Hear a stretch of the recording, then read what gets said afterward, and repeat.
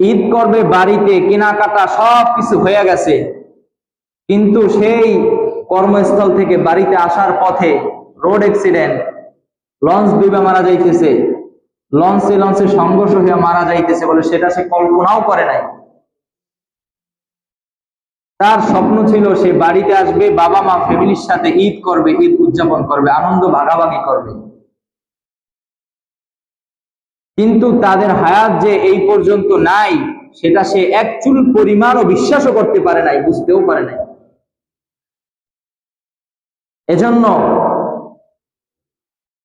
আমাদের ডাক কখন চলে আসবে সেটাও আমরা জানি না। এজন্য যারা চলে গেছে তাদের জন্য আমরা দোয়া করব, আমরাও সর্ব অবস্থায় প্রস্তুতি গ্রহণ করব, যাতে আমাদেরও যদি ডাক আসে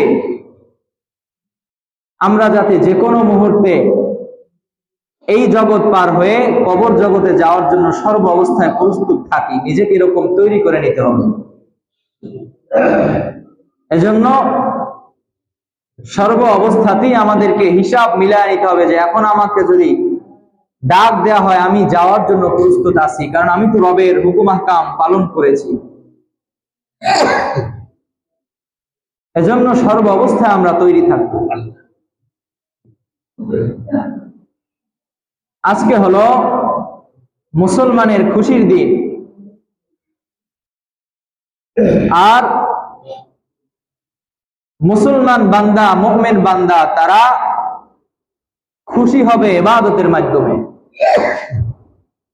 যখন আমরা 30টা রোজা রাখতে পারলাম, তারাবি পড়লাম, আরো ছোট ছোট ইবাদত করলাম, আমাদের মনে একটা তৃপ্তি আসছে ইবাদত করতে পারার কারণে। আর এই খুশিটা উদযাপন করার জন্য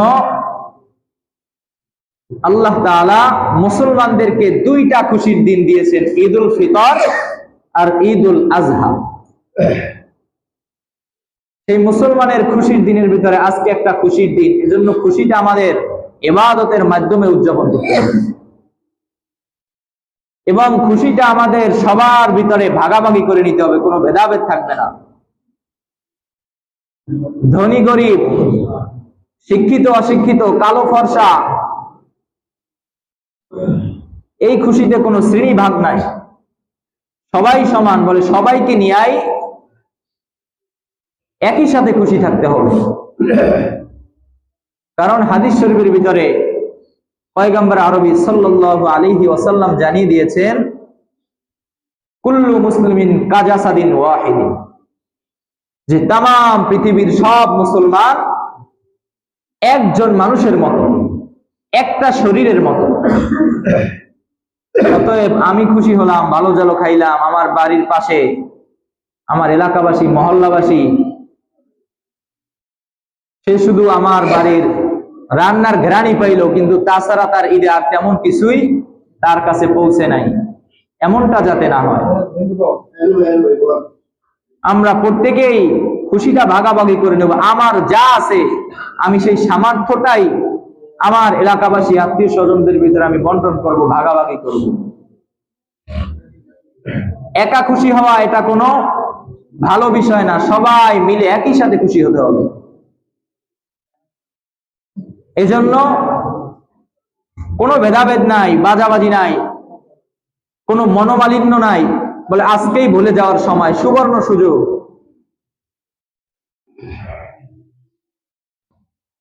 আজকেই সুবর্ণ সুযোগ। হাদিস শরীফের ভিতরে পাওয়া যায়, লা ইয়াদখুলুল জান্নাতা কাত্তাত, আত্মীয়তা ছিন্নকারী বেহেশতে প্রবেশ করবে না। সম্পর্ক ছিন্নকারী হয় যদি সেটা নিজের কারণে, সে বেহেশতে প্রবেশ করবে না। এজন্য আমাদের কারো মধ্যে একে অপরে মনোমালিন্য থাকতে পারে, কিন্তু আজকের দিনটায় আমরা সেই সব ধরনের মনোমালিন্য, ভেদাভেদ সব ভুলে গিয়ে বলে আমরা এক ও এক হয়ে যাব এবং আনন্দটা আমরা নিজেদের মধ্যে ভাগাভাগি করে নেব ইনশাআল্লাহ।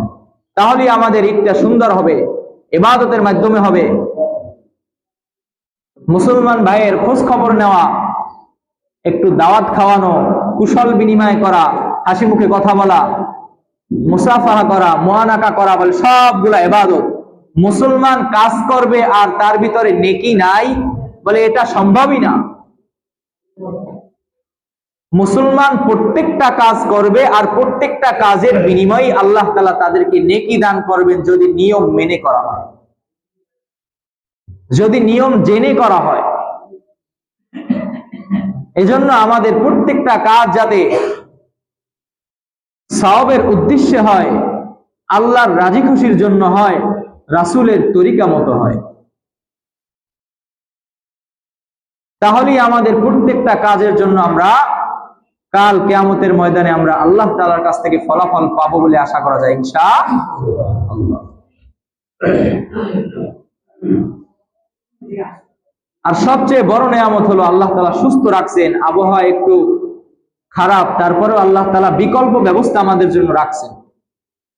যদি এমন হতো যে না, মসজিদে সংকলনের সুযোগ নাই, মাঠেও নামাজ পড়ার সম্ভাবনা নাই, তখন আমরা একটা বিপদে পড়ে যেতাম। কিন্তু আল্লাহ তাআলা আমাদের সুব্যবস্থা করে দিয়েছেন, আমাদের মসজিদেরও ব্যবস্থা আছে, যথেষ্ট জায়গাও আছে।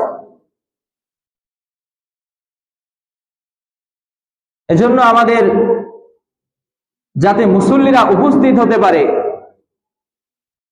মূলত আমরা যে নামাজের একটা নির্দিষ্ট টাইম দেই, ফজরের নামাজ আমরা এতটায় পড়ব, জোহরের নামাজ এইটায় পড়ব, এই টাইমে আদায় করব, তার মানে এটা না যে এই টাইমের পরে যদি 2-1 মিনিট যায় তাইলে মনে হয় নামাজ হবে না। বিষয়টা এমন না। নামাজের নির্ধারিত ওয়াক্ত আছে, শুরু থেকে শেষ পর্যন্ত, এর মাঝে নামাজ পড়লেই নামাজ হয়ে যাবে। কিন্তু আমরা নির্দিষ্ট একটা টাইম দিই এই জন্য যাতে সবাই একই সাথে জমা হয়ে জামাতবদ্ধ হয়ে নামাজ পড়তে পারে। এখন যদি কখনো এমন হয় যে আমি যদি 1 মিনিট একটু লেট করি, 5 জন মুসল্লি নামাজ পাইবে, আরো একটু দেরি করলে আরো 10 জন মুসল্লির উপস্থিতি বাড়বে, তাহলে কি আমাদের নামাজ হবে না? হবে। এজন্য অনেক সময় দেখা যায়, শুধু আজকে ঈদের জন্য না, বিভিন্ন নামাজই অনেক সময় দেখা যায় যে টাইম একটু 1 মিনিট 1.5 মিনিট হইলে আমাদের বিষয়টা ভালো লাগে না, আসলে আমাদের নামাজ হবে না এমন না। মূলত টাইমটা দেওয়া আমাদের জামাতের উপস্থিতি বাড়ানোর জন্য। এজন্য যদি এমন হয় যে না, জামাতের উপস্থিতি বাড়তেছে, উজুখানায় 10 জন ভিড় করে গেছে, 1টা মিনিট যদি আমরা একটু লেট করি, তাহলেই নামাজে আরো উপস্থিতি বাড়বে, তাকবীরুল্লাহ পাবে, তাহলে তাদের জন্য এটা আমাদের করা উচিত। এজন্য এই ছোট ছোট বিষয়গুলো আমরা লক্ষ্য রাখবো, যাতে আমার অপর এক ভাই ইবাদতে উপকৃত হতে পারে, আমার দ্বারা ইবাদতে একটু ছাড় খাওয়ার সুযোগ পায়, এটাও লক্ষ্য রাখতে হবে। হাদিস শরীফের ভিতরে পাওয়া যায়, ইযা কানা ইয়াউমু ঈদিল ফিতরি ওয়াকাফাতিল মালাইকাতু আলা আবওয়াবিত তুরুক, যখন ঈদুল ফিতরের দিন আসে, আল্লাহ তাআলার তৈরি ফেরেশতারা রাস্তার মোড়ে মোড়ে দাঁড়া যায়, ফানাদাউ উগদু ইয়া মাআশিরাল মুসলিমিনা ইলা রাব্বিন কারীম, এবং তারা ডাকতে থাকে রবের দিকে আসার জন্য। তারা মানুষদেরকে ডাকতে থাকে যারা পুরা একটা মাস ইবাদত করেছে, ঈদগাহে আসবে, নিজের পুরস্কার, নিজের সম্মানিত পুরস্কার নিজেকে ক্ষমা করে এখান থেকে বাড়িতে নিয়ে যাবে। ইয়ামুন্নু বিল খাইরি সুম্মা ইউসিবু আলাইহিল জাজিল, লাকাদ উমিরতুম বিকিয়ামিল লাইলি ফাকুমতুম ওয়া উমিরতুম বিসিয়ামিন নাহারি ফাসুমতুম রাব্বাকুম ফাকবিদু জাওয়াইজাকুম, এবং তাদেরকে বলা হবে তোমাদেরকে রাতে ইবাদত করতে বলা হয়েছে, তোমরা রাতে ইবাদত করেছো, তোমাদেরকে দিনে রোজা রাখার জন্য বলা হয়েছে, তোমরা রোজা রেখেছো। রব্বুকুম ফাকবিদু জাওয়াইজাকুম, তোমাদের রবের থেকে আজকে তোমরা বুঝে নাও এর প্রতিদান কি, এটা তোমরা আজকে তোমার রবের থেকে বুঝে নাও। হাদিসে আমাদেরকে কি বলতেছে, যে আজকে প্রতিদান দিবস, আমরা যে ইবাদত করলাম, বলে আজকে এটা আল্লাহ তাআলা থেকে আমরা বুঝে নিব। আর আল্লাহ তাআলা ঘোষণা করে দিয়েছেন, ফাইদা সাল্লাউ নাদা মুনাদিন আলা ইন্না রাব্বাকুম কদ গফারা লাকুম ফারজিউ রাশিদিনা ইলা রিহালিকুম ফাহুয়া ইয়াউমুল জাইজাতি ওয়া ইউসাম্মা যালিকাল ইয়াউমু ফিস সামাই ইয়াউমা জাইজা। এবং যখন বান্দা নামাজে দাঁড়ায়, তখন আবার এক ঘোষক ডাক দিয়ে বলে, যে তোমাদের পিছনের সব গুনাহ খাতা আল্লাহ তাআলা ক্ষমা করে দিয়েছে। সুবহানাল্লাহ। প্রতিদান বলে নামাজের সাথে সাথেই আল্লাহ তাআলা দিয়ে দিছে, এবং আসমানেও এই দিনকে প্রতিদান দিবস বলা হয়েছে। আসমানেও এই দিনের ব্যাপারে কি ঘোষণা করা হয়েছে? প্রতিদান দিবস বলে ঘোষণা করা হয়েছে। অতএব আমরা এতটুকু ইনশাআল্লাহ মনে মনে প্রতিজ্ঞা করি যে আজকে আমরা এই ঈদগাহের ময়দান থেকে ঈদের নামাজের পর আমরা প্রত্যেকে আল্লাহ তাআলার কাছ থেকে পুরাপুরি জিন্দেগীর গুনাহ ক্ষমা না করে আমরা বাড়িতে ফিরবো না ইনশাআল্লাহ। তওবা যদি খাঁটি দিলে করতে পারি, আল্লাহ তাআলার কাছে যদি নিজের কথাগুলা বলতে পারি, মনের কথাগুলো, অবশ্যই আল্লাহ তাআলা আমাদের কথা শুনবেন ইনশাআল্লাহ। এজন্য অবশ্যই আজকে যেহেতু আমাদের জন্য সুবর্ণ সুযোগ, এজন্য এটা আমাদের কাজে লাগাতে হবে। হাদিস শরীফের ভিতরে পাওয়া যায়, وَيَنبَغِي لَكُمْ أَن تَصُومُوا سِتًّا مِّن شَوَّالٍ فَإِنَّهُ أَعْظَمُ أَجْرًا وَمِنْ أَفْضَلِ الْأَعْمَالِ قال عليه الصلاة والسلام من صام رمضان ثم أتبعه ستا من شوال। হাদিস শরীফের ভিতরে আখেরি পয়গম্বর জানায় দেয়, মান সামা রমাদানা, যেই ব্যক্তি রমজানের রোজা রাখলো, সুম্মা আতবাহু সিত্তাম মিন শাওয়াল, এরপরে শাওয়াল মাসের ভিতরে 6টা রোজা রাখবে। যে ব্যক্তি রমজানের রোজা রেখেছে এবং শাওয়াল মাসে 6টা রোজা রাখবে, একাধারেও হতে পারে, আলাদা আলাদাও হতে পারে, তার জন্য কি নেকি? কানা কাসিয়ামিদ দাহর, এই ব্যক্তির জন্য বছরে সারা বছর রোজা রাখার নেকি আল্লাহ তাআলা তার আমলনামায় দিয়ে দিবেন। সুবহানাল্লাহ। যে ব্যক্তি রমজানের রোজা রাখলো এবং শাওয়াল মাসে 6টা রোজা রাখবে, আল্লাহ তাআলা তার আমলনামায় সারা বছর রোজা রাখার সওয়াব দিয়ে দিবেন। সুবহানাল্লাহ। রোজা রাখলাম কয়টা? সর্বোচ্চ হলে 30টা, এরপরে 6টা, 36টা রোজা রাখলাম, আল্লাহ তাআলা আমার আপনার আমলনামায় নেকি দিয়া দিল 360-65 দিনের নেকি আল্লাহ তাআলা আমাদেরকে দিয়া দিল। বলে এটা আখিরি নবীর উম্মত হিসাবে আমাদের জন্য এটা সুবর্ণ একটা ব্যবস্থা সুযোগ করে দিয়েছেন আল্লাহ তাআলা। অন্যান্য নবীদের উম্মতেরা হায়াত পেত অনেক বেশি, আর এই নবীর উম্মতেরা হায়াত কম পাবে, আমল অল্প করবে, কিন্তু নেকি অন্যান্য নবীর উম্মতদের থেকেও আল্লাহ তাআলা বেশি দিয়ে দিবেন। সুবহানাল্লাহ। ওয়াকাদ মুনিয়া সিয়ামু 5 আইয়ামিন ইয়াউমু ঈদিল ফিত্রি ওয়া ঈদিল আযহা।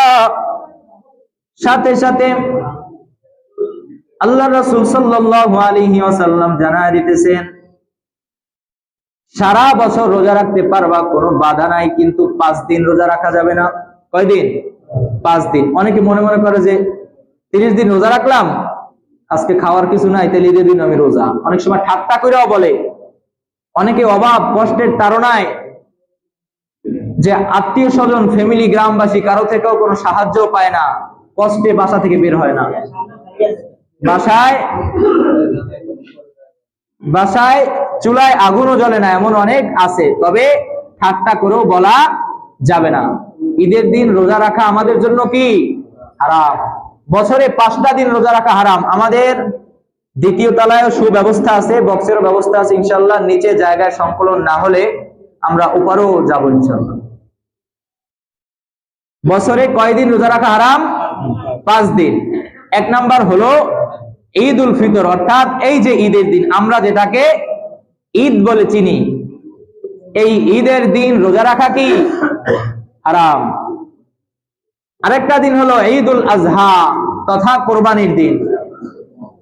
কোরবানির দিনেও রোজা রাখা হারাম। ওয়া সালাসাতি আইয়ামিন বাদা, এবং ঈদুল আযহার পরে আরো 3 দিন রোজা রাখা হারাম। মোট কয় দিন? 5 দিন, ঈদ উল ফিতরের দিন, ঈদ উল আজহার দিন এবং কোরবানির ঈদের পরে 3 দিন, মোট সারা বছরে এই 5 দিন রোজা রাখা হারাম। তাছাড়া যদি কারো সামর্থ্যে কুলায় বাকি দিনগুলা সে চাইলে রোজা রাখতে পারবে, ভাঙ্গাও রাখতে পারবে, আবার 1 সপ্তাহ 2 সপ্তাহ পরও রাখতে পারবে। আর বিশেষ করে আল্লাহ রাসূল সাল্লাল্লাহু আলাইহি ওয়াসাল্লাম প্রত্যেক সোমবারে রোজা রাখতেন। কি বারে? সোমবারে।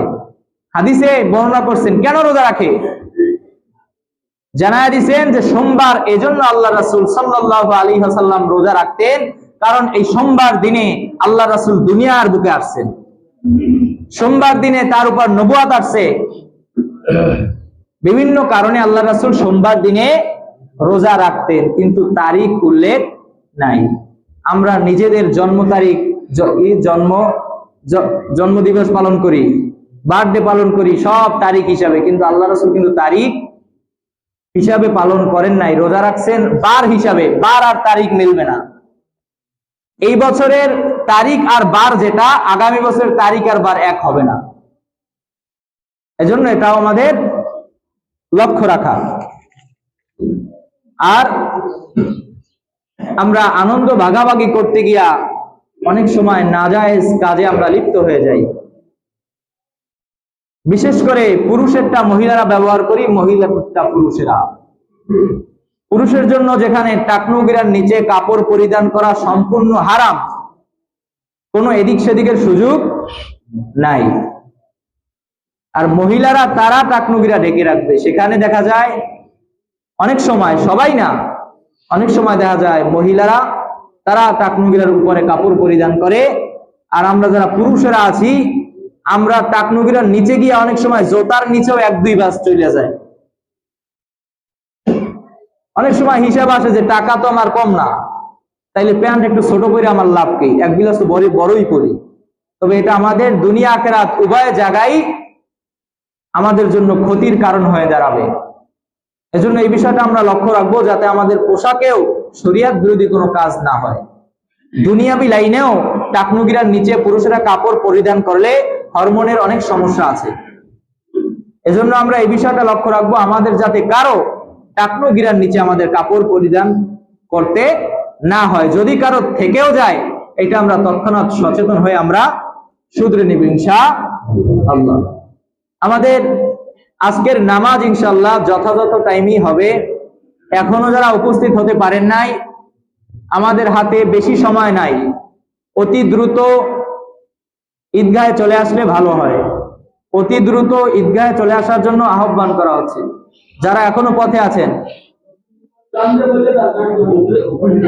যারা নিচে জায়গা পান নাই, উপরে ব্যবস্থা আছে, 2য় তলা খোলা আছে, নিচে জায়গা সংকুলন না হলে আমরা উপরের তলায় চলে যাব ইনশাআল্লাহ।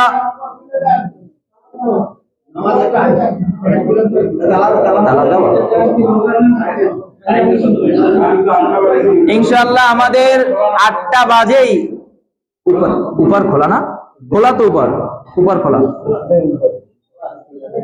ইনশাআল্লাহ আমাদের 8টা বাজেই আমাদের ঈদের নামাজ শুরু হবে ইনশাআল্লাহ। যারা এখন আসতে পারেন নাই অত দ্রুত আসলে ভালো হয়। বিশেষ করে ঈদের নামাজ অনেক দিন পরে পরে আসে, এজন্য আমাদের অনেক সময় আমাদের নামাজের নিয়ম কানুনটা মনে থাকে না। এজন্য আমরা নামাজের নিয়মটা আবার একটু আমরা ভালোভাবে খেয়াল করিনি। যেহেতু উপর নিচ আছে, যেহেতু উপরের তলায় লোক আছে, নিচের তলায় লোক আছে, উপরের তলায় যারা আছি তারা হয়তো সামনের কাউরেও ফলো করার সুযোগও থাকে না। এজন্য আমরা একটু নামাজের নিয়মটা ভালোভাবে খেয়াল করি। নামাজটা হলো অতিরিক্ত 6টা তাকবীর হবে, আর সব নিয়ম এক, অতিরিক্ত শুধু 6টা তাকবীর। এইটাই একটু স্বাভাবিক নামাজের থেকে বেশ কম, আর অন্য কোনো বেশ কম নাই। স্বাভাবিকভাবে আমরা নিয়াত করার পরে যে আমি, যে যার মনের ভাষায় নিয়াত করবেন, আমি কিবলামুখী হয়ে ঈদ উল ফিতরের 2 রাকাত নামাজ 6 তাকবীরের সাথে আদায় করতেছি এই ইমামের পিছনে। আল্লাহু আকবার। আগে পরেও করতে পারেন। এখানে আপনার ভাষাগতভাবে আপনি যদি ইমামের পিছনে আগে বলেন, কিবলামুখী আগে বলেন, যেটাই কোনো সমস্যা নাই। নিয়াত আপনার মনের ভাষায় করবেন। হাত বাঁধার পরে সানা পড়ার পরে অতিরিক্ত 3টা তাকবীর, প্রথম তাকবীর বলে আমরা আল্লাহু আকবার বলে হাত ছেড়ে দিব, দ্বিতীয় তাকবীর বলবো আবার আল্লাহু আকবার বলে হাত ছেড়ে দিব, তৃতীয় তাকবীরে আল্লাহু আকবার বলে হাত বাঁধবো, তৃতীয় তাকবীরে আর হাত ছাড়বো না। স্বাভাবিকভাবে সূরা ফাতিহা পড়বো, এরপরে যে কোনো একটা সূরা মিলানোর পরে আমরা আবার স্বাভাবিক গতিতে রুকু সিজদা করব, আমাদের প্রথম রাকাত সম্পূর্ণ। দ্বিতীয় রাকাতে আমরা দাঁড়াবো, সূরা ফাতিহা পড়বো, সূরা মিলাবো, তারপরে রুকুর আগে গিয়া অতিরিক্ত 3টা তাকবীর। প্রথম তাকবীরে আল্লাহু আকবার বলে হাত ছেড়ে দিব, দ্বিতীয় তাকবীরে আল্লাহু আকবার বলে হাত ছেড়ে দিব, তৃতীয় তাকবীরেও আল্লাহু আকবার বলে হাত ছেড়ে দিব, চতুর্থ তাকবীরে হাত উঠাবো না, চতুর্থ তাকবীরে আমরা রুকুতে চলে যাব। এখানে 4টা তাকবীর একসাথে হয়ে যাবে, কারণ আমাদের রুকুর জন্য আলাদা একটা তাকবীর কিন্তু সেটা এমনিতে নামাজই আছে, আর অতিরিক্ত 3টা তাকবীর যখন দিব তখন পাশাপাশি তাকবীর হবে কয়টা? 4টা। তারপরে স্বাভাবিকভাবে আমাদের খুতবার পরে আমাদের যে আনুষঙ্গিক কাজ আছে, তারপরে দোয়া, তারপরে ইনশাআল্লাহ আমাদের আজকের কাজ সমাপ্ত।